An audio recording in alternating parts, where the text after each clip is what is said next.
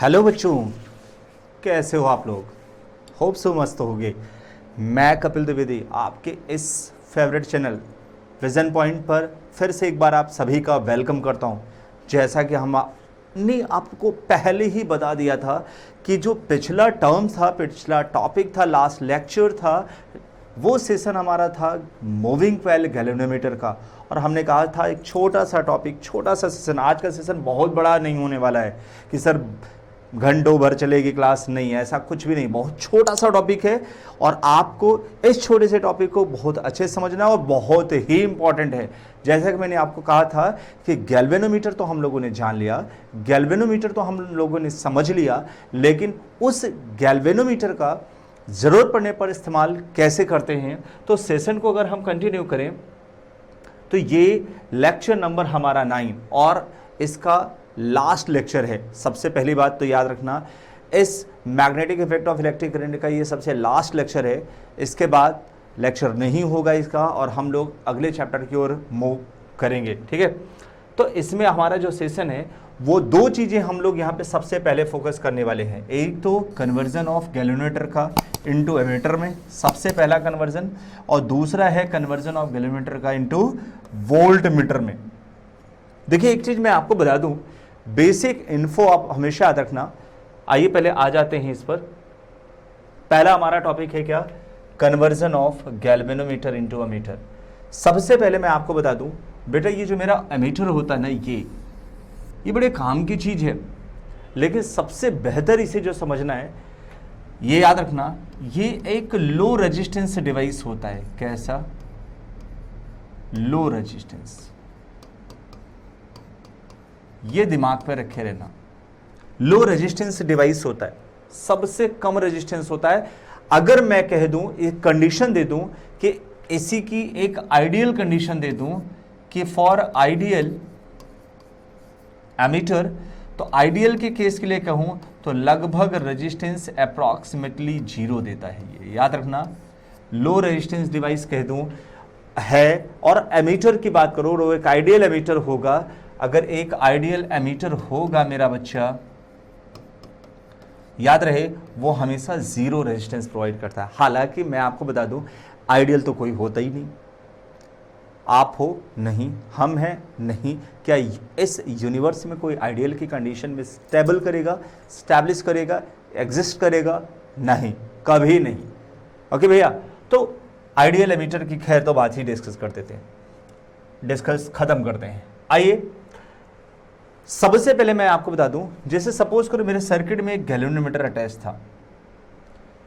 अब चूंकि इसके रेजिस्टेंस को अगर कम करना है तो मैं इसमें जो एक्सटर्नल खुराफात करूंगा, कुछ एक्सटर्नल चीज लगाऊंगा, जोड़ूंगा, एडअप करूंगा, तो ऐसी कौन सी सिचुएशन, ऐसी कौन सी कंडीशन है जिसमें एक्सटर्नल चीज जोड़ने पर इसका रेजिस्टेंस घट जाए? तो आप कहोगे सर, अगर मैं किसी एक्सटर्नल रेजिस्टेंस को इसके साथ किस फॉर्म में कनेक्ट कर दूं? पैरेलल। वर्ड सुनना, यानी मस्ट है कि इस कन्वर्जन को पाने के लिए जो एक्सटर्नल रेजिस्टेंस हम कनेक्ट करेंगे, जिसे हम लोग कहते हैं शंट, शंट इज कनेक्टेड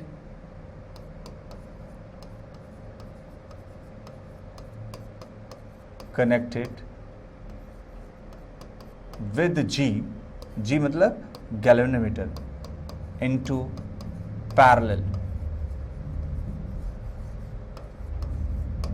ये दिमाग में रखे रहना कि शंट को हमेशा पैरेलल में कनेक्ट करेंगे जिससे इक्विवेलेंट रेजिस्टेंस घट जाए। अब बात आती, सर सब तो समझ में आ गया, चलो थोड़ा बहुत जो आपने डिस्कस किया, बट ये ससुरा शंट क्या है? शंट एक लो रेजिस्टेंस डिवाइस होता है। कैसा? फिर से बोल दे रहा हूं, it is low resistance device. बेटा, लो रेजिस्टेंस डिवाइस। अच्छा, इसका भी रेजिस्टेंस कम होता है? हाँ मेरा बच्चा, बिल्कुल, ये लो रेजिस्टेंस डिवाइस है। और लो रेजिस्टेंस डिवाइस होने की वजह से क्या होगा कि मैक्सिमम करंट इसके थ्रू पास होगा। और इसको हमेशा सर्किट में किस फॉर्म में कनेक्ट रहते हैं मेरा बच्चा? पैरेलल। दिस इज शंट, ये है, ठीक है।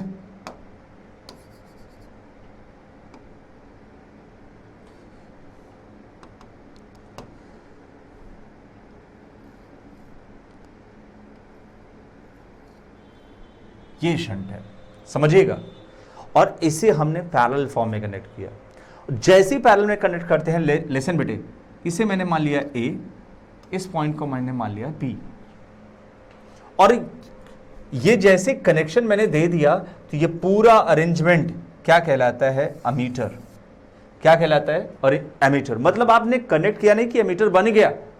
अब बनता क्या है, ध्यान से समझिएगा, काम की बात सुनिएगा मेरा बच्चा, बहुत इजी चीज। अगर मैं ए बी के क्रॉस पोटेंशियल चेक करना चाहूं, यानी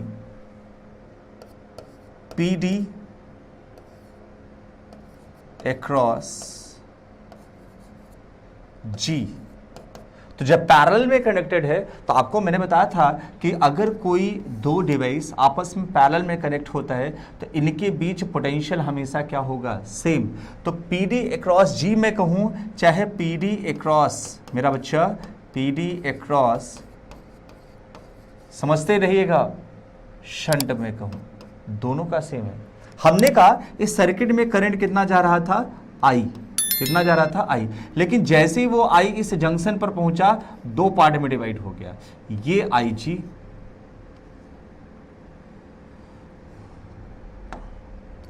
सॉरी विजिबल तो होगा ये आपको, ये आई जी और ये आई एस। लेकिन आपको पता है सर करंट इन शंट तो वही होगा जो बचा हुआ करंट जाएगा। हाँ बिल्कुल, कितना बचेगा? आई माइनस आई जी, सिंपल सी बात है। तो अच्छा, अगर मैं इसके क्रॉस पोटेंशियल कहूं तो G इंटू आई जी, और इसके क्रॉस पोटेंशियल कहूं तो आप कहोगे सर S इंटू आई माइनस आई जी। सी मेरा बच्चा, हम जरूरत पड़ने पर ध्यान से देखना, G आई जी, S इंटू आई माइनस S इंटू आई जी। मेरे बच्चे मैं इसे इधर ला लूं,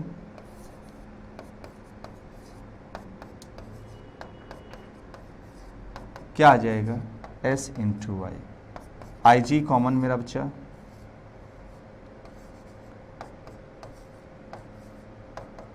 इंटू S। कितना आसान है, सिंपल सी बात है यार, देखते रहे ना। आई जी की वैल्यू क्या हो गई? तो हो जाएगा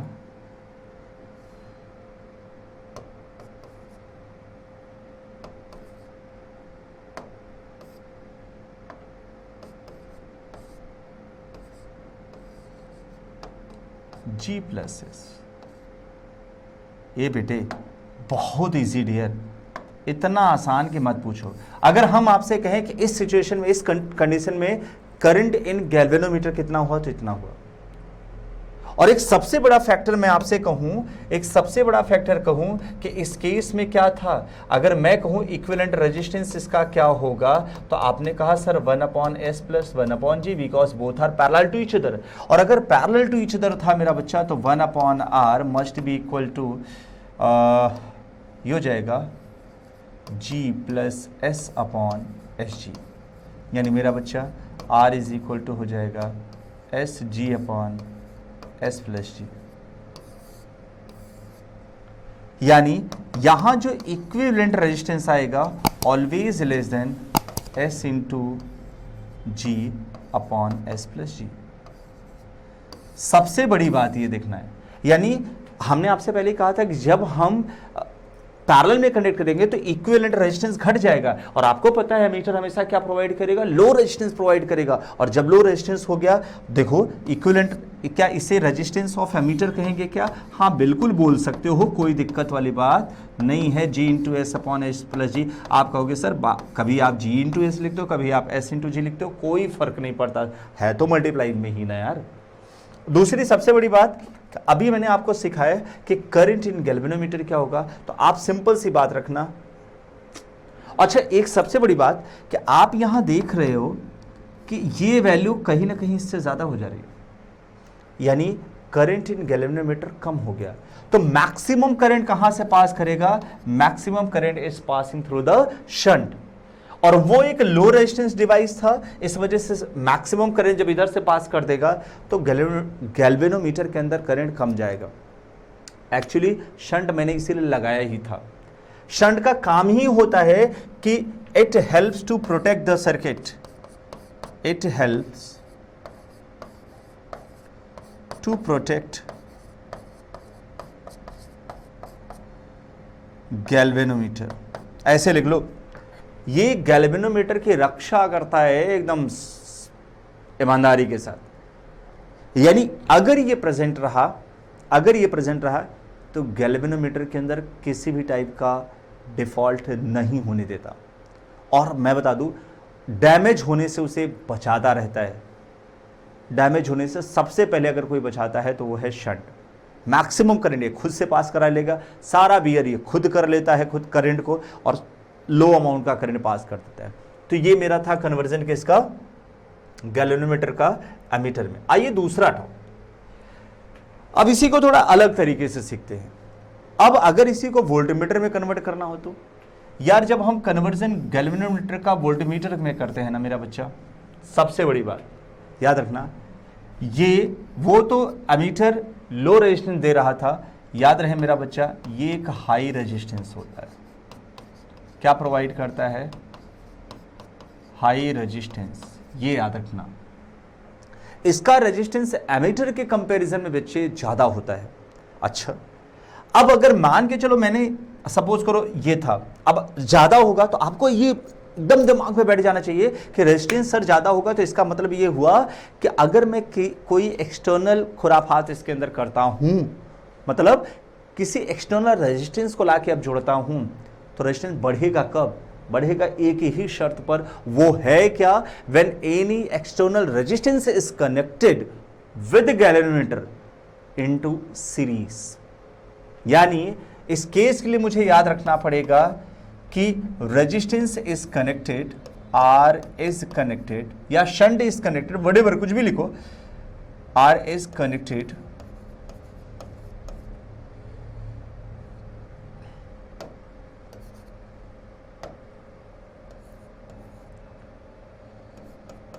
connected in series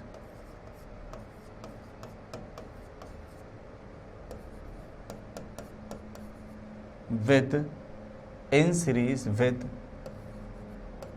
galvanometer. Simple सा फंडा याद रखे रहना मेरा बच्चा। चलो अच्छा, अब अगर मैंने कहा कि इस सर्किट के अंदर जैसे ही कनेक्ट कर दिया तो ये मेरा जो रिजल्टेंट अरेंजमेंट होगा वो क्या बन जाता है, वोल्टमीटर। सिंपल सी बात है। अगर मैं इसके अंदर करंट आई भेजूं तो चाहे आप इसे IG के रूप में एक्सेप्ट करो, चाहे इसे IR के रूप में एक्सेप्ट करो, आपकी मर्जी, दोनों सही है। और चाहे इसे सिर्फ I लिखो, क्योंकि दोनों में सीरीज में है तो इन दोनों में करंट तो एक ही जाएगा। अच्छा मेरा बच्चा, आपको पता है कि अगर मैं कहूं इक्विवेलेंट रेजिस्टेंस क्या होगा,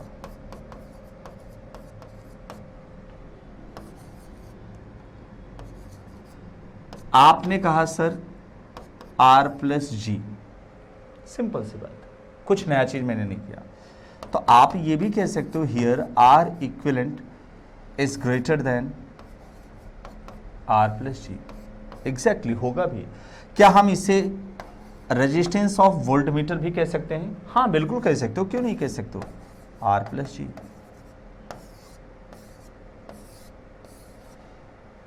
सिंपल सा फंडा है मेरा बच्चा। यानी ये जैसे ही आपने इसके कनेक्ट कर दिया तो आपको पता है ना कि इन दोनों का कॉम्बिनेशन, इन दोनों का कॉम्बिनेशन ही तो R हुआ, R प्लस जी। और ये वैल्यू कहीं ना कहीं इसके वोल्टमीटर के रेजिस्टेंस से, अगर इसकी बात मैं करूं तो यही चीज ये यहां पर रिप्रेजेंट कर रहा है। कुछ नया चीज नहीं था, उसको मैं ऐसे ही लिख सकता हूं। और मेरे बच्चे सबसे बड़ी बात क्या, कि अगर मैं कहूं करंट कितना हुआ, सी, अगर मैं कहूं इसके क्रॉस टोटल पोटेंशियल कितना हुआ, हमें नहीं पता, मैं मान लिया V। ध्यान से समझना, मैं टोटल पोटेंशियल कितना मान लिया, V। तो V एक मिनट, सी डियर, बहुत सिंपल, टोटल पोटेंशियल